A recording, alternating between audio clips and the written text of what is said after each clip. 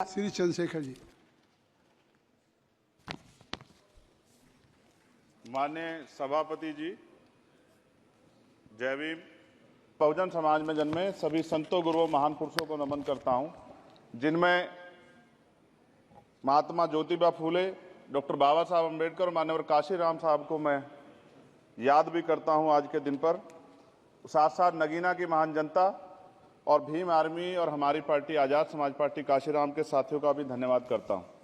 इसके बाद अपने कुल गुरु जगत गुरु सदगुरु रविदास जी महाराज को भी मैं नमन करता हूं, जिन्होंने दुनिया को लगभग 600 साल पहले बेगमपुरा शहर के रूप में दुनिया का सबसे महान लोकतांत्रिक दर्शन दिया।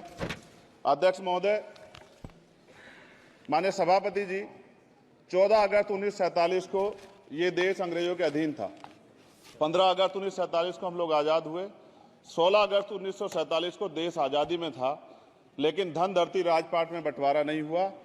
जो साधन संसाधन थे उनमें बंटवारा सही रूप से न होने के कारण एक बहुत बड़ी आबादी सुविधाओं से वंचित और सम्मान से वंचित रह गई। उनको सम्मान देने के लिए और अंतिम व्यक्ति तक सुविधाएं पहुंचे, इसके लिए लोकतंत्र की व्यवस्था हुई। लेकिन आज़ादी के 70 साल बाद भी हम कहाँ खड़े हैं, इस पर ये चिंता का विषय है। मैं मानता हूं कि सामाजिक न्याय तभी होगा माननीय सभापति जी, जब जातीय जनगणना पूरी होगी और जातीय जनगणना कराई जाएगी और साथ साथ संख्या के आधार पर आरक्षण जो है वंचित वर्गों का बढ़ाया जाएगा। उसके साथ साथ जब राष्ट्रपति जी अभिभाषण पे बात रख रही थी तो उन्होंने शहरी और ग्रामीण क्षेत्रों के विकास की बात कही और ये भी कहा कि दुनिया में सबसे उत्तम शहर हमारे यहाँ बने। लेकिन माननीय सभापति जी, 70% आबादी तो गांव में निवास करती है, तो गांव की आबादी के बारे में भी सोचना होगा कि उनका जीवन कैसे बदले। माननीय सभापति जी, उच्च शैक्षणिक संस्थानों में बहुजन समाज के जो छात्र हैं उनके साथ कास्ट एट्रोसिटी हो रही है, निरंतर उनकी हत्या हो रही है। साथ साथ जो सरकारी कर्मचारी हैं दफ्तरों में, उनके साथ भी जो SC ST OBC और मुस्लिम और अन्य धार्मिक अल्पसंख्यक, उनके साथ भी माननीय सभापति जी जातिगत और धार्मिक जो है शोषण किया जा रहा है। इसलिए मेरी मांग भी है कि पुरानी पेंशन को भी अध्यक्ष जी बहाल किया जाए। जो कर्मचारी देश की सेवा में लगे हैं उनका भी सम्मान होना चाहिए। साथ साथ सभापति जी, भाजपा ने चुनावी लाभ के लिए सबका साथ सबका विकास के नारे दिए जो खोखले हैं, क्योंकि 10 साल में दलित, पिछड़े, आदिवासी, मुस्लिम और अन्य धार्मिक अल्पसंख्यक जो अत्याचार हुए हैं वो किससे छिपे हुए नहीं हैं। ये गलत है, ये बंद होना चाहिए।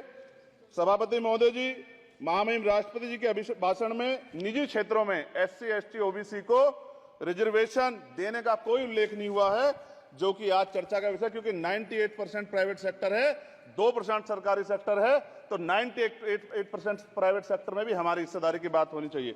माननीय सभापति जी, आशा कार्यकर्ताओं, आंगनबाड़ी वर्करों, भोजन माताओं के वेतन वृद्धि पे भी कोई उल्लेख नहीं हुआ है, वो भी अभी नंगे, उन पर भी सोचना पड़ेगा।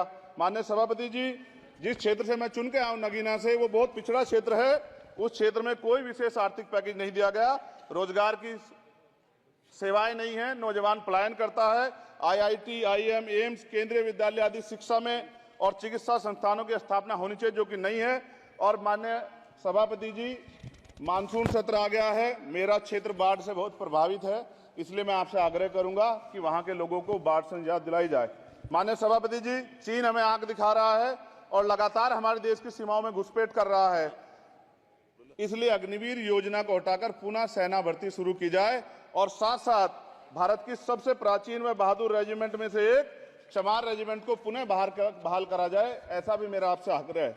माननीय सभापति जी, पिछले सारे प्रधानमंत्रियों ने मिलकर जितना कर्ज लिया है उससे दुगना कर्ज हमारे वर्तमान के प्रधानमंत्री जी ने लिया है। किसान अगर अपना कर्ज माफ कराने के लिए जाता है तो लाठी झेलनी पड़ती है, जबकि सरकार ने धन्ना सेठों का 15 लाख करोड़ रुपया माफ किया है।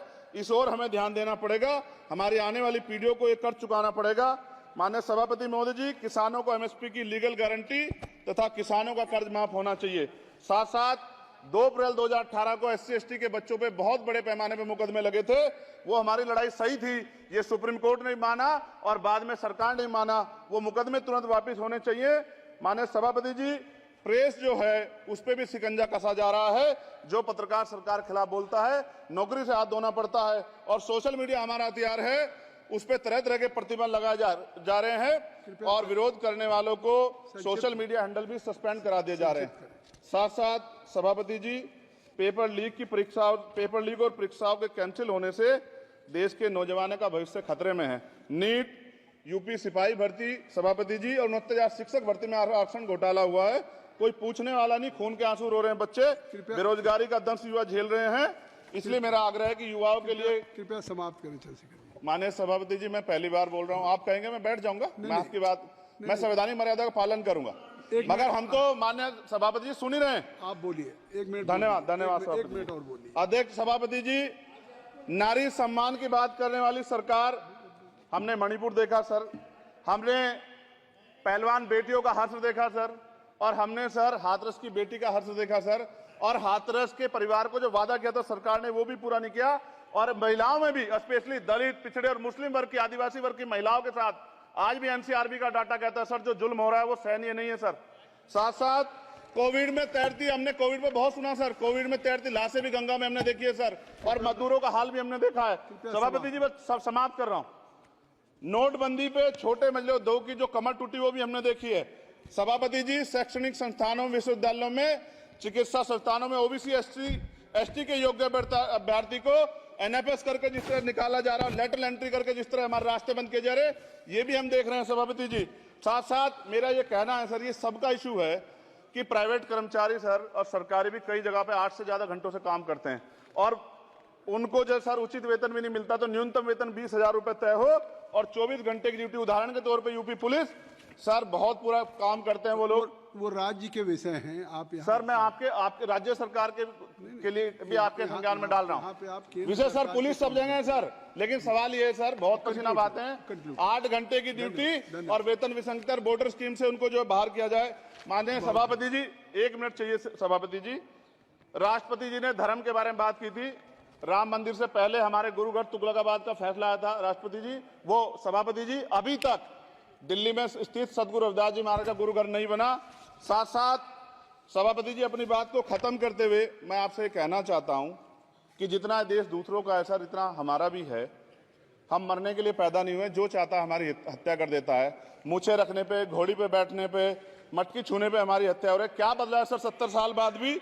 दलित, पिछड़े, मुसलमानों पे हिंसा नहीं रुक रही है सर। मेरा आपसे संरक्षण के साथ ये आग्रह है कि इन घटनाओं को रोका जाए, और देश किसी की बपोती नहीं है, देश संविधान से चलता है सर, और संविधान से चलेगा, संविधान छेड़खानी बर्दाश्त नहीं की जाएगी सर। धन्यवाद।